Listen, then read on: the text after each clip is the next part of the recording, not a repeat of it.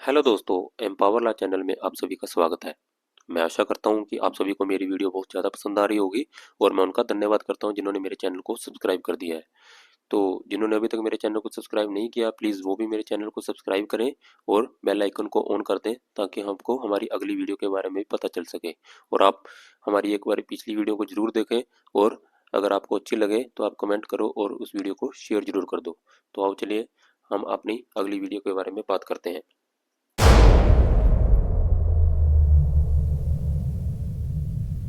तो आओ आज हम अपने नए टॉपिक के बारे में बात करेंगे जो है हिंदू मैरिज एक्ट 1955। मैंने आपको पिछली वीडियो के बारे में बता रखा है जिसमें मैंने बताया था कि स्कूल और सोर्सेज क्या थे हिंदू लॉ के और हिंदू कौन थे हिंदू लॉ के अंडर जिनके ऊपर हिंदू लॉ अप्लाई होगा। तो हम इस वीडियो में जो आपको बताएंगे वो बताएंगे हिंदू मैरिज के बारे में कि हिंदू मैरिज एक्ट के अंडर कौन कौन सी मैरिज वैलिड होती है, कौन सी मैरिज नहीं वैलिड होती है। तो आओ हम बात करते हैं हमारे हिंदू मैरिज एक्ट 1955 के बारे में। इस वीडियो में वो आपको बताएंगे कंडीशन फॉर मैरिज क्या होती हैं, स्पिंदा और प्रोहिबिटेड डिग्री रिलेशनशिप क्या है, वाइड एंड वाइडेबल मैरिज क्या है। तो इन सभी चीज़ों के बारे में अगर आपको जानना है तो आप वीडियो को लास्ट तक जरूर देखें। आओ चलिए शुरुआत करते हैं हमारी इस वीडियो की। सबसे पहले हम बताएंगे कि जो हिंदू मैरिज एक्ट 1955 था इसमें 6 चैप्टर हैं और 29 सेक्शन है टोटल में। और इसमें जो मेन मेन जो सेक्शन है उसके बारे में हम आपको एक बार ब्रीफली बता देते हैं। जो है सबसे पहले है सेक्शन 5। सेक्शन 5 क्या है? सेक्शन 5 में जो कंडीशन है एक वैलिड हिंदू मैरिज में वो बताया गया है जिसमें है हमारे मोनोगैमी होती है, मेंटल कैपेसिटी क्या है, एज रिक्वायरमेंट क्या है और प्रोहिबिटेड रिलेशनशिप क्या होता है। ये सभी है जो हमारे कंडीशंस है एक वैलिड हिंदू मैरिज के लिए और ये सेक्शन 5 में बताया गया है। अब हम सेक्शन 7 है जो इसमें बताया गया है कि डिफरेंट सेरेमनी एंड कस्टम क्या है हिंदू मैरिज के, जो जिसको ये रिकॉग्नाइज करता है वो सेक्शन 7 बताता है। सेक्शन 8 हमें क्या बताता है? सेक्शन 8 हमें बताता है कि registration of a Hindu marriage, जबकि हालांकि ये मैंडेटरी नहीं होती बट ये रिकमेंडेड होती है कि आपको रजिस्ट्रेशन करनी चाहिए। अगर आपने हिंदू मैरिज के अंडर हिंदू लॉ के अंडर हिंदू मैरिज कर रखी है तो आपको रजिस्ट्रेशन करवाना ही चाहिए। सेक्शन 9 हमारे को बताता है, डील करता है ये रेस्टिट्यूशन ऑफ कॉन्जुगल राइट, जो कि डिवोर्स के टाइम से पहले काम आता है, restitution of conjugal right. Section 10 से 14 जो कवर करते हैं वो करते हैं जुडिशियल सेपरेशन, वाइड मैरिज क्या होती है, वाइडेबल मैरिज क्या है, डिवोर्स क्या है और उसके रिलेटेड जो प्रोविजंस होते हैं सभी के बारे में 10 से लेके 14 के जो सेक्शन है वो बताते हैं। सेक्शन 15 जो हमें बताता है कि डिवोर्स पर्सन अगर दोबारा शादी करना चाहते हैं तो उसके लिए कौन सी प्रोविजन है वो हमें सेक्शन 15 में बताए गए हैं। सेक्शन 16 हमें बताता है कि अगर वाइड एंड वाइडेबल मैरिज में जो चिल्ड्रन होते हैं वो इलेक्टिमेट होंगे या इलेक्टिमेट होंगे तो उनके बारे में जो भी डील होगा वो सेक्शन 16 में होगा। सेक्शन 17 और 18 हमें बताएंगे जब अगर हमने शादी कर रखी है और उसके बाद बाईगैमी करते हैं, मतलब किसी और से भी शादी करते हैं, तो उसमें जो पनिशमेंट मिलेगी उसको जो कवर करेंगे वो सेक्शन 17 और 18 करेंगे। सेक्शन 19 से लेकर 28 तक जो हमें बताते हैं जो हमारे जुरिडिक्शंस हैं और प्रोसीजरल एस्पेक्ट है, इंक्लूडिंग जो हमारी मेंटेनेंस होती है, एलुमनी होती है या फिर बच्चों की जो कस्टडी होती है, इन सभी के रिलेटेड जो प्रोविजंस है जुरिडिक्शन और प्रोसीजरल एस्पेक्ट है वो हमें सेक्शन 19 और 28 में मिलेंगे। सेक्शन 29 और 30 हमें जो बताते हैं वो कवर करते हैं सेविंग एंड रीपिल प्रोविजन, जो भी प्रोविजंस रीपिल हो चुके हैं या फिर जो सेविंग है वो सेक्शन 29 और 30 में बताते हैं। तो ये था हमारे एक ब्रीफली कंसेप्ट जो हमें बताता है कि हिंदू मैरिज एक्ट के अंदर हमें कौन कौन से सेक्शन मिलते हैं और कौन कौन से सेक्शन इंपॉर्टेंट है। तो आओ चलिए हम सबसे पहले सेक्शन जो हमारे लिए इंपॉर्टेंट है उसकी बात करते हैं। सबसे पहला सेक्शन है कंडीशंस फॉर द मैरिज, जो कि सेक्शन 5 में बताया गया है। सेक्शन 5 में condition for the valid Hindu marriage क्या क्या हो सकती हैं वो हमें बताया गया है। तो इसमें जो सबसे पहली कंडीशन है वो होना चाहिए कि दोनों पार्टी हिंदू होनी चाहिए, कि लड़का और लड़की जो भी हस्बैंड एंड वाइफ जिसकी शादी होने वाली है वो दोनों हिंदू होने चाहिए। दूसरा जो इसका पॉइंट है वो है मोनोगैमी। मोनोगैमी का मतलब है कि neither party should have a spouse living at the time of marriage. अगर शादी हो रही है लड़का और लड़की में तो दोनों में से किसी का भी स्पाउस जिंदा नहीं होना चाहिए at the time of marriage, जिसको मोनोगैमी बोला जाता है और ये सेकंड कंडीशन है एक वैलिड हिंदू मैरिज के लिए। जो तीसरी कंडीशन है वो है एज रिक्वायरमेंट। एज रिक्वायरमेंट क्या होती है? जो ब्राइड ग्रूम है उसकी एज होनी चाहिए 21 ईयर ऑफ एज और जो ब्राइड है उसकी एज 18 ईयर ऑफ होनी चाहिए at the time of marriage. मतलब कि जो लड़का है वो 21 साल का होना चाहिए और जो लड़की है वो 18 साल कंप्लीट कर लिए जाने चाहिए जब उनकी शादी हो रही हो। जो चौथा पॉइंट है वो है मेंटल कैपेसिटी। मेंटल कैपेसिटी आपको क्या बताता है कि जो बोथ पार्टी है should be capable of giving valid consent to the marriage, की दोनों जो पार्टियां लड़का लड़की हैं वो कैपेबल होना चाहिए एक वैलिड कंसेंट मैरिज के लिए, वैलिड कंसेंट देने के लिए वो दोनों कैपेबल होना चाहिए। And should not suffer from mental disorder, और मेंटल डिसऑर्डर से सफ़र नहीं होना चाहिए दैट मेक देम अनफिट, जो कि उनको शादी के लिए अनफिट कर दे। एंड प्रिकॉशंस ऑफ चिल्ड्रन, और जो बच्चे पैदा करना है उसके लिए भी उनको अनफिट कर दे, इसलिए वो सफ़र नहीं होने चाहिए मेंटल डिसऑर्डर से, और मेंटल कैपेसिटी उनकी होनी चाहिए कि वो वैलिड कंसेंट दे सके मैरिज को। तो जो पांचवा पॉइंट है वो है neither party should be subject to recurrent attack of insanity, कि दोनों में से कोई भी, लड़का या लड़की में से कोई भी रेकरेंट अटैक ऑफ इंसेनिटी नहीं उसको होना चाहिए, जो पागलपन के दौरे आते हैं वो नहीं उसको आने चाहिए अगर एक वैलिड मैरिज होनी है तो। The party should not be within the degree of prohibited relationship unless custom or uses permit such a marriage। तो जो पार्टी हैं दोनों लड़का और लड़की हैं वो डिग्री ऑफ प्रोहिबिटेड रिलेशनशिप के अंदर नहीं होने चाहिए। मैं आपको बाद में बताऊंगा कि डिग्री ऑफ प्रोहिबिटेड रिलेशनशिप क्या होता है, लेकिन अब आप समझ लो कि जो डिग्री ऑफ प्रोहिबिटेड रिलेशनशिप है उसके अंदर नहीं होनी चाहिए दोनों पार्टी, जब तक कि कस्टम और यूजेस परमिट ना कर दे ऐसी मैरिज को, तब तक वो दोनों डिग्री ऑफ प्रोहिबिटेड रिलेशनशिप में नहीं होनी चाहिए। इसी तरह जो पार्टी है वो एक दूसरे के स्पिंद नहीं होने चाहिए। स्पिंदाज भी मैं आपको बताऊंगा कि ये क्या होता है आगे वीडियो में, तो तब तक आपको ये पता होना चाहिए कि वो दोनों एक दूसरे के स्पिंदा नहीं होना चाहिए, जब तक कि कस्टम और यूसेज उनको परमिट ना कर दे ऐसी मैरिज के लिए, तब तक स्पिंदा नहीं होने चाहिए एक दूसरे को। तो ये थे 7 पॉइंट। सबसे पहले कि वो दोनों हिंदू होने चाहिए, दूसरा मोनोगैमी होनी चाहिए, तीसरा एज रिक्वायरमेंट लड़के के लिए 21 साल और लड़की के लिए 18 साल होनी चाहिए, चौथा दोनों की मेंटल कैपेसिटी ऐसी होनी चाहिए कि दोनों वैलिड कंसेंट दे सकें और वो सफ़र ना हो मेंटल डिसऑर्डर से जो कि उनकी शादी के लिए अनफिट कर दे और प्रोक्रिएशन ऑफ चिल्ड्रन के लिए उनको अनफिट कर दे। पांचवा पॉइंट था कि इंसैनिटी के अटैक नहीं होने चाहिए। छठा पॉइंट था कि डिग्री ऑफ प्रोहिबिटेड रिलेशनशिप में नहीं होने चाहिए। सातवां था कि वो दोनों एक दूसरे के स्पिंदाज नहीं होने चाहिए। तो ये 7 पॉइंट थे कंडीशन जो मानी जाती है एक वैलिड हिंदू मैरिज के लिए। सेक्शन 5 हम आगे बात करेंगे स्पिंदा रिलेशनशिप क्या होती है। तो जो हिंदू मैरिज एक्ट का हमारा सेक्शन 3F है वो हमें बताता है कि स्पिंदा रिलेशनशिप क्या होती है। Sapinda relationship is defined under section 3 of the Hindu marriage act. तो इसको डिफाइन किया गया है सेक्शन 3 हिंदू मैरिज एक्ट के सेक्शन 3 के अंडर इसको डिफाइन किया गया है। दो पर्सन है उनको स्पिंदा बोला जाएगा अगर one is a lineal ascendant of the other within the limit of sapinda relationship. अगर एक दूसरे का लीनियर असेंडेंट है, आपको सबसे पहले ये पढ़ना होना चाहिए कि लीनियर असेंडेंट और लीनियर डिसेंडेंट क्या होते हैं। लीनियर असेंडेंट का मतलब जो आप नीचे से ऊपर जाओगे, जैसे जिस लड़के की शादी होना है उसके फादर, उसके ग्रैंडफादर, उसके ग्रैंड ग्रैंडफादर, तो वो लीनियर असेंडेंट माने जाते हैं। इसी तरह ग्रैंड ग्रैंडफादर से ग्रैंडफादर, ग्रैंडफादर से फादर, वो लीनियर डिसेंडेंट माने जाते हैं। तो one is a lineal ascendant of the other, तो एक है जो दूसरे का लीनियर असेंडेंट नहीं होना चाहिए within the limit of sapinda relation, जो स्पिंदर रिलेशनशिप की लिमिट है उसके अंदर वो एक दूसरे के लीनियर असेंडेंट नहीं होने चाहिए। दूसरा, they have a common lineal ascendant, तो दोनों का एक ही कॉमन लीनियर असेंडेंट हो, जैसे लड़का और लड़की है दोनों की शादी हो रही है और दोनों का जो ऊपर लीनियर असेंडेंट है वो एक ही हो, जो कि स्पिंदर रिलेशनशिप की लिमिट में हो with reference to each of them. इन दोनों के एक दूसरे से लेकर अगर कोई दोनों का कोई एक कॉमन लीनियर असेंडेंट है, दोनों को कोई एक है, तो वो भी स्पिंदर रिलेशनशिप माना जाएगा। तो अब स्पिंदा का मतलब क्या होता है दोस्त। The term sapinda drive from the Sanskrit word sa and pinda. Sa मतलब होता है टुगेदर एंड पिंड मतलब कि जो एक राइस के एक बोल को ऑफर किया जाता है एंसेस्टर को ड्यूरिंग रिचुअल को, एक जैसे एक रिवाज के अंदर जो हमारे पूर्वज हैं उनको एक बोल ऑफ राइस ऑफर किया जाता है उसको बोलते हैं पिंडा। रेफरिंग टू इंडिविजुअल, जो भी लड़का लड़की शादी करने वाले हैं, who have a common ancestor to whom they offer पिंडदान, अगर वो उस पिंडदान को ऑफर कर रहे हैं कॉमन एंसेस्टर को, तब वो एक दूसरे के स्पिंदा बोला जाएंगे। तो स्पिंदा का मतलब आपको समझ आ गया होगा, मैं आशा करता हूँ कि आपको अच्छी तरह समझ आ गया है। मैं एक बार फिर से बता देता हूँ कि स्पिंदा क्या होते हैं।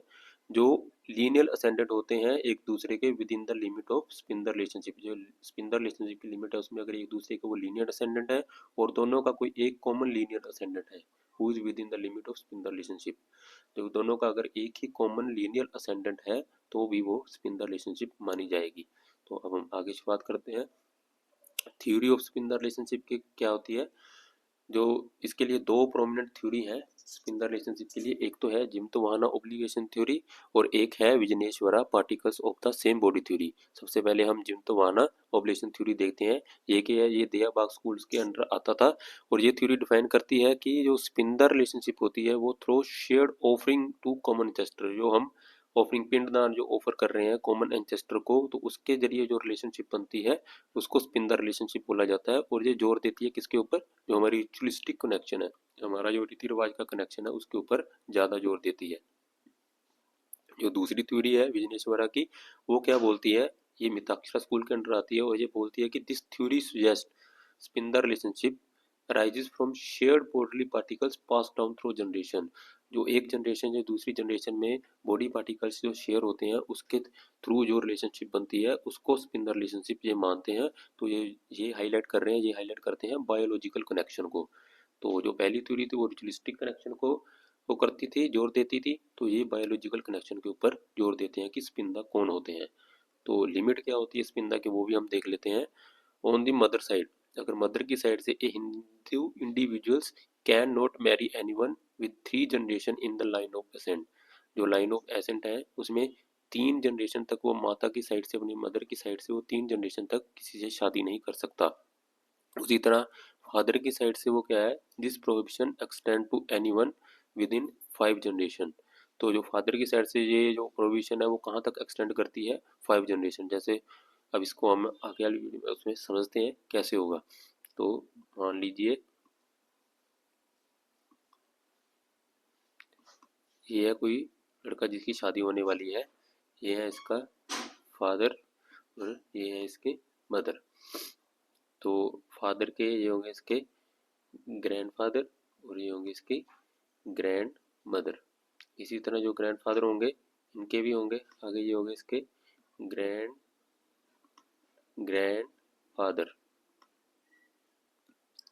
इनके ऊपर फिर इसके हो गए grand grand grand father.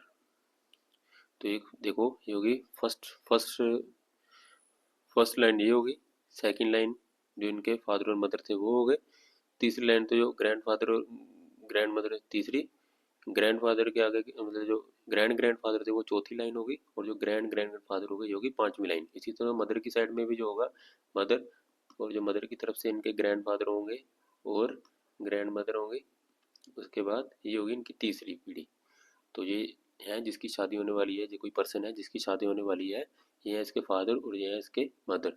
Father के बाद इनके आते हैं ग्रैंड फादर और ग्रैंड मदर, ग्रैंड फादर के बाद ग्रैंड ग्रैंड फादर, इसी तरह ग्रैंड ग्रैंड मदर होगा, फिर ग्रैंड मदर के भी होंगे grand grand father grand grand mother, इसी तरह ग्रैंड ग्रैंड फादर के बाद आएंगे ग्रैंड ग्रैंड ग्रैंड फादर और इसी तरह ग्रैंड ग्रैंड ग्रैंड मदर। तो ये इनकी 5वीं पीढ़ी होगी यहाँ तक।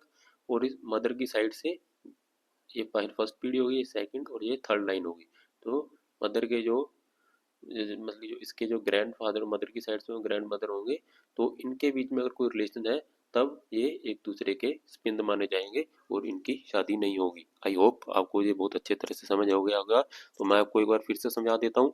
ये है कोई लड़का जिसकी शादी होने वाली है, ये है उसके फादर और ये है उसके मदर। ये मदर की साइड से उनके ग्रैंड फादर, ये है उसका ग्रैंड फादर और ये होगी ग्रैंड मदर। तो यहाँ तक कि अगर कोई भी है तो उसके साथ अगर इसके कॉमन एंसेस्टर हैं तो इसकी शादी नहीं हो सकती। कोई भी कॉमन लीनियर असेंडेंट है इसमें अगर आ रहा है, वो लीनियर असेंडेंट आ रहा है इसकी उसमें लाइन में, तो इसकी शादी नहीं हो सकती।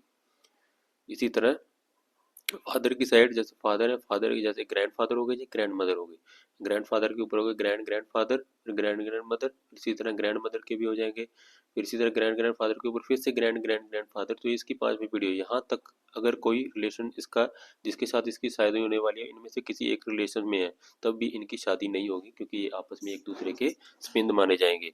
तो आओ आपको पता चल गया कि स्पिंद क्या होते हैं। एक बार हम दोबारा स्पिंद रिलेशन लिमिट देख लेते हैं। On the mother side A Hindu individual can not marry anyone with 3 generation in the line of ascent. जो उनकी लाइन ऑफ एसेंट जो मैंने आपको बताया था मदर साइड, वो 3 जनरेशन तक वो शादी नहीं कर सकता है। On the father side this prohibition extend to anyone within 5 generation. तो 5 जनरेशन तक प्रोहिबिशन रहती है जिसमें वो शादी नहीं कर सकते। तो अब आगे बात करते हैं। जो दूसरा पॉइंट है वो है degree of prohibited relationship. Section 3 जी इसके बारे में बताता है। जो हिंदू मैरिज लॉ का सेक्शन 3 जी है वो आपको बताएगा कि डिग्री ऑफ प्रोहिबिटेड रिलेशनशिप क्या होता है। Under section 5 of the Hindu marriage act, marriage is prohibited between individuals who are within the degree of prohibited relationship unless custom permit such marriage. ये सेक्शन 5 है हिंदू मैरिज एक्ट में, उसमें marriage prohibited है अगर वो डिग्री ऑफ प्रोहिबिटेड रिलेशनशिप के अंदर है, जब तक कि कस्टम उनको परमिट नहीं करता तो वो मैरिज नहीं मानी जाती। तो two persons are said to be within degree of prohibited relationship if, दो पर्सन को डिग्री ऑफ प्रोहिबिटेड रिलेशनशिप में माना जाएगा कब तक, अगर वन है जो is a lineal ascendant of the other, अगर कोई एक दूसरे का लीनियन असेंडेंट है तो वो डिग्री ऑफ प्रोहिबिटेड रिलेशनशिप मानी जाएगी।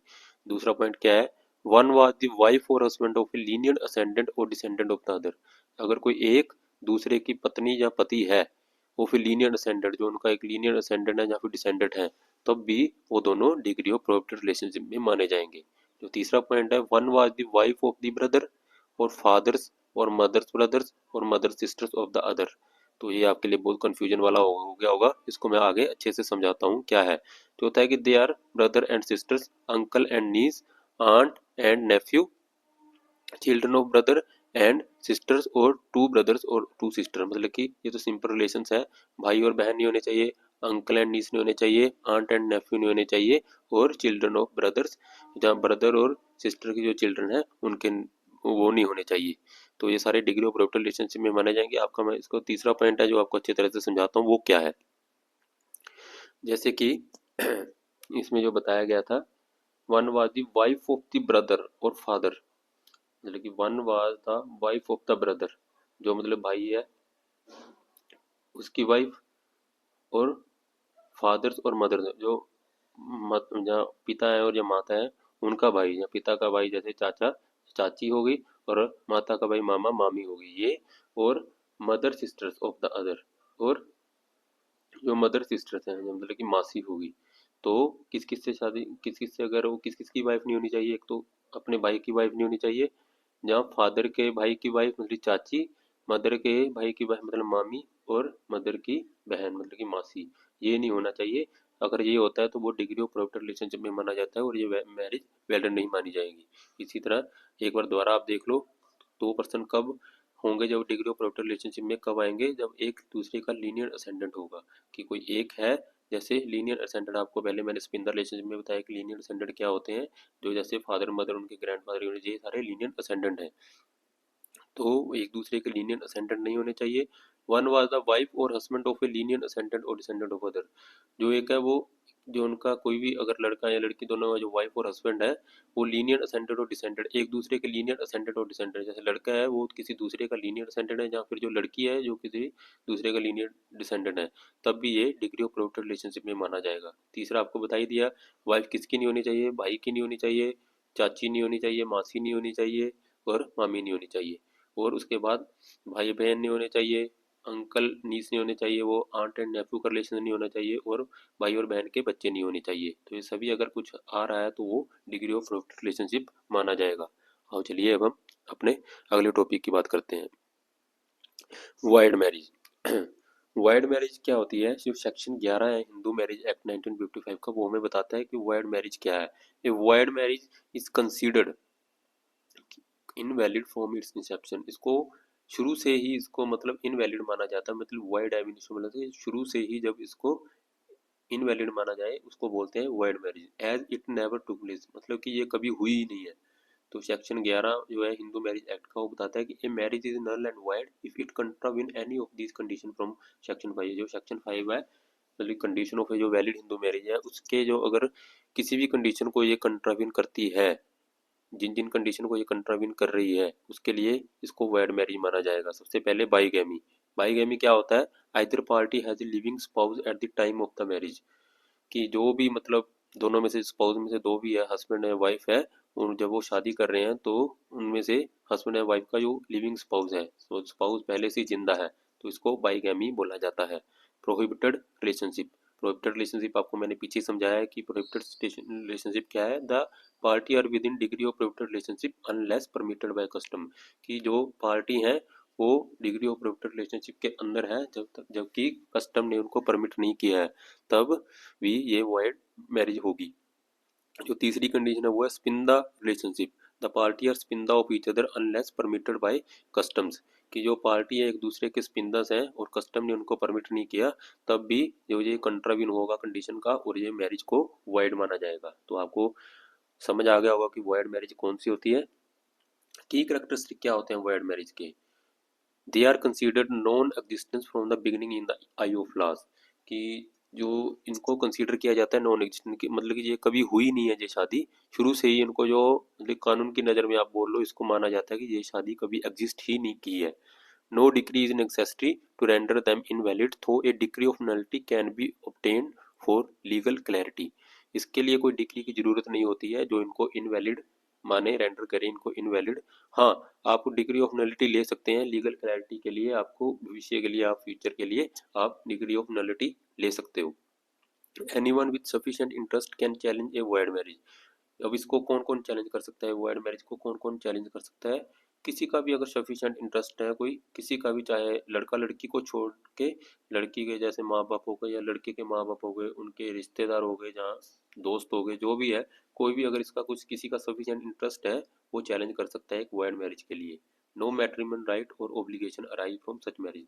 तो कोई भी मैट्रिमोनियल राइट और ओब्लिगेशन अराइज नहीं होता है ऐसी मैरिज के। जैसे कि अगर किसी की वाइड मैरिज है तो मान लो किसी की मैरिज वाइड थी, लेकिन वो बाद में डिवोर्स के बाद मेंटेनेंस के लिए बोले, तो वो मेंटेनेंस राइट नहीं मिलेगा उसको, क्योंकि नो मैट्रिमोनियल राइट्स और ओब्लिगेशंस अराइज। कोई भी मैट्रिमोनियल राइट्स और ओब्लिगेशन अराइज नहीं होगा सच मैरिज से। तो आई होप आपको ये अच्छी तरह से समझ आ गया होगा कि वाइड मैरिज क्या होती है और कौन कौन सी कंडीशंस कंट्राविन करने पे वाइड मैरिज हो सकती है। अब दूसरा पार्ट है वाइडेबल मैरिज, जो सी सेक्शन 12 बताता है कि वाइडेबल मैरिज क्या होती है। वाइड मैरिज तो होती है कि जो शुरू से ही वाइड है, मतलब शुरू से ही वो एग्जिस्ट ही नहीं करती है। लेकिन वाइडेबल मैरिज क्या है? ये voidable marriage is valid until annulled by court decree. ये मैरिज वैलिड होती है जब तक कि कोर्ट की डिग्री एनुअल ना हो जाए, तब तक ये मैरिज वैलिड होती है। अंडर सेक्शन 12 में marriage can be annual on this ground.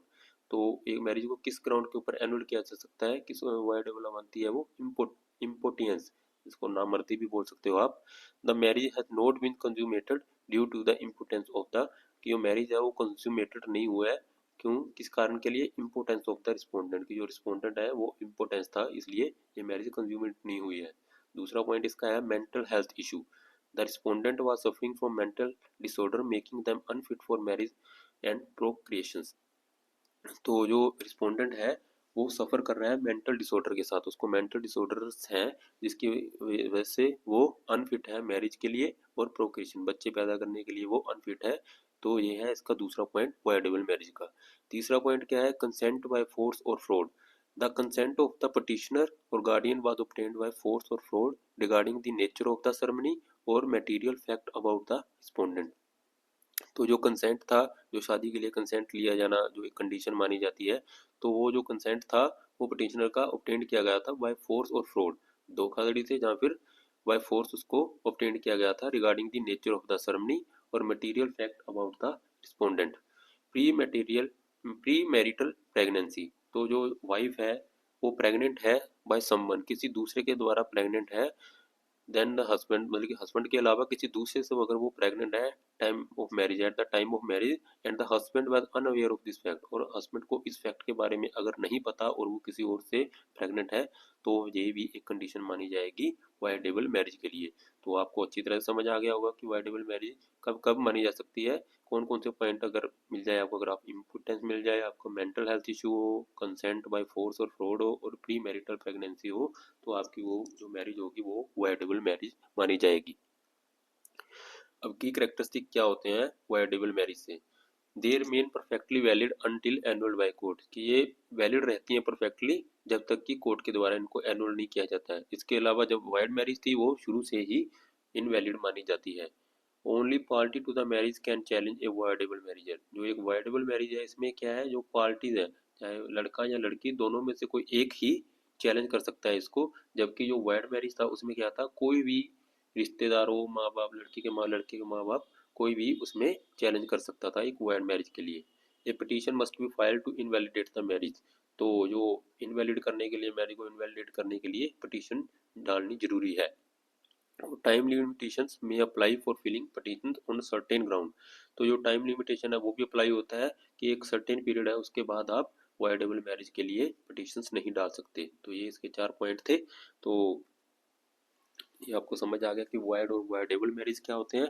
अब हम बात करेंगे ceremony for a Hindu marriage. एक हिंदू मैरिज की जो सेरेमनीज है वो कौन कौन सी है। तो सेक्शन 7 है जो एक्ट का, वो हमें बताता है कि सेरेमनीज कौन कौन सी हैं। A Hindu marriage may be solemnized in accordance with the customary rites and the ceremony of either party to the marriage. कि जो एक हिंदू मैरिज है वो सोलमनाइज्ड होती है in accordance with the customary rites and ceremony of either party to the marriage. की दोनों party में से किसी एक के जो कस्टमरी राइट्स हैं या सेरेमनी है उसके द्वारा, अगर उसके अकॉर्डिंग अगर वो सोलमनाइज्ड होती है तो उसको एक हिंदू मैरिज माना जाता है। Where such rites and ceremony include. तो ये सच राइट्स जो रीति रिवाज है, जो सेरेमनी है, क्या इंक्लूड करते हैं? सप्तापदी। ये सप्तापदी क्या होता है? Taking 7 step by the bride groom and bride jointly before the sacred fire. जो एक पवित्र अग्नि होती है, बोले अग्नि देवता मानते हैं वो, तो जो पवित्र अग्नि के चारों तरफ 7 फेरे लेते हैं दोनों ब्राइड ग्रूम और ब्राइड, लड़का और लड़की, तो वो भी एक रिचुअल्स और सेरेमनी है। The marriage become complete. तो इसमें क्या, अगर वो ये कर लेते हैं तो उनकी मैरिज को कंप्लीट माना जाता है। And binding when the 7th step is taken. तो ये कब बाइंडिंग होती है? जब 7th स्टेप ले लिया जाता है तो उसके बाद ये बाइंडिंग हो जाती है और वो दोनों को इसको मैरिज मान लिया जाता है। तो ये एक रिचुअल है। The section make the performance of spiritual ceremony mandatory for giving legal status to the party as husband and wife. तो जो ये सेक्शन है ये क्या करता है? ये मेक दी परफॉर्मेंस जो ये स्पिरिचुअल सेरेमनीज हैं, जैसे ये सप्तपदी हो गई, जहाँ अलग अलग उसमें अलग अलग सेरेमनी होती हैं, तो ये मैंडेटरी कर देती हैं फॉर गिविंग लीगल स्टेटस। की जो पार्टी को as a husband and wife का एक लीगल स्टेटस देने के लिए इनको वो मैंडेटरी कर देता है। The law doesn't specify which ceremony must be performed. तो लॉ ये स्पेसिफाई नहीं करता कि कौन सी सेरेमनी को फॉलो किया जाना चाहिए। Due to India diverse tradition allowing description to the party. कि इंडिया की इतनी डाइवर्स ट्रेडिशन है तो ये ऐसा कुछ भी अलो नहीं करता कि कौन सी सेरेमनी को स्पेसिफाई किया है कि इसी से आपकी जो शादी है वो परफॉर्म होगी। Allowing description to the party, जो पार्टी के डिस्क्रिप्शन के ऊपर होता है कि वो किस तरह से अपनी शादी करना चाहते हैं। तो ये था सेक्शन 7 जो हमें बताता है ceremony for a Hindu marriage. तो नेक्स्ट है वो है रजिस्ट्रेशन ऑफ हिंदू मैरिज। जो सेक्शन 8 है वो हमें बताता है रजिस्ट्रेशन ऑफ हिंदू मैरिज की। एक हिंदू मैरिज में रजिस्ट्रेशन क्या है। This section facilitate proof of Hindu marriage by allowing state government to make rules for entering marriage particularly in a Hindu marriage register। तो जो भी ये जो सेक्शन है ये क्या फैसिलिटेट करता है, जो हिंदू मैरिज है उसका एक proof by allowing state government की, जो स्टेट गवर्नमेंट है जिस भी स्टेट में शादी हुई है किसी की, टू मेक रूल कि वो रूल बनाए for entering marriage particulars in A Hindu marriage. एक हिंदू मैरिज रजिस्टर खोला जाना चाहिए जिसमें उनके पर्टिकुलर लिखे जाएं ताकि वो ये एज ए प्रूफ यूज किए जा सकें। स्टेट गवर्नमेंट में make registration compulsory in the entire state और स्पेसिफिक रीजन। तो स्टेट गवर्नमेंट क्या है, वो रजिस्ट्रेशन को कंपलसरी कर सकती है पूरे स्टेट में या फिर किसी एक स्पेसिफाइड रीजन में। With violation punishable by fine up to 25 rupees. तो इसकी जो वायलेशन है वो पुनिशेबल होनी चाहिए with a fine up to 25 rupees है, जो कि एक नाम मात्र फीस है।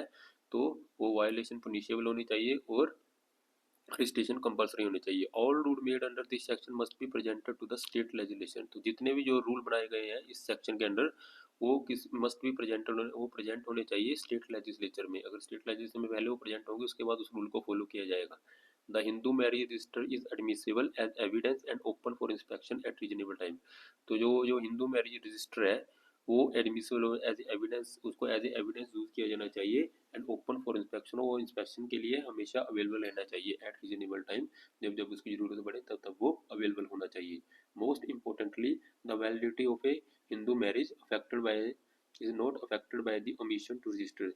तो जो सबसे मोस्ट इम्पोर्टेंट क्या है कि जो एक हिंदू मैरिज की वैलिडिटी है कि वो मैरिज वैलिड है या नहीं है, वो इससे कोई इफेक्ट नहीं करती कि वो उसको अभी तक रजिस्टर नहीं किया गया। अगर वो रजिस्टर नहीं किया गया तो इसका मतलब ये नहीं कि वो मैरिज वैलिड नहीं है। मैरिज वो तब भी वैलिड रहेगी लेकिन उसके लिए वो एक पुनिशमेंट मिलेगी उसको वायलेशन के लिए। और ये था आपका सेक्शन 8 जो बताता है कि registration of a Hindu marriage क्या था। तो अब तक हमने क्या पढ़ा था? सबसे पहले हमने पढ़ा था इसमें कि कंडीशंस क्या है हिंदू मैरिज की। एक वैलिड हिंदू मैरिज के लिए कौन कौन सी कंडीशन है जो सेक्शन 5 बताता था। उसके बाद हमने बात की थी स्पिंदर रिलेशनशिप सेक्शन 3F। उसके बाद हमने बात की डिग्री ऑफ प्रोहिबिटेड रिलेशनशिप जो सेक्शन 3G हमें बताता है। उसके बाद हमने बात की वाइड मैरिज तो सेक्शन 11 से हमें पता चलता है कि वाइड मैरिज कौन कौन सी होती हैं। फिर हमने बात की वाइडेबल मैरिज की, जो हमें बताती है कि सेक्शन 12 के जरिए कि कौन कौन सी मैरिज वाइडेबल है। उसके बाद सेक्शन 7 हमें बताता था कि सेरेमनी क्या है हिंदू मैरिज के लिए, और सेक्शन 8 हमें बताता है रजिस्ट्रेशन क्या है हिंदू मैरिज के लिए। तो ये थी हमारी आज की वीडियो। आई होप आपको ये वीडियो बहुत अच्छी लगी होगी। अगर आपको सच में ये वीडियो पसंद आई तो आप इसको शेयर जरूर करें और कमेंट करके बताएं कि आपको ये वीडियो कैसी लगी। और जिन जिन ने अभी तक हमारे चैनल को फॉलो नहीं किया, प्लीज़ आप एक बार चैनल को जरूर फॉलो करें। और मैं एक रिक्वेस्ट करता हूँ कि प्लीज़ आप लास्ट तक मेरी वीडियो को देखा करें, ताकि मेरे चैनल को और ज़्यादा ग्रोथ मिले और मैं आपके लिए और अच्छे अच्छी वीडियो लेके आ सकूँ। तब तक के लिए धन्यवाद।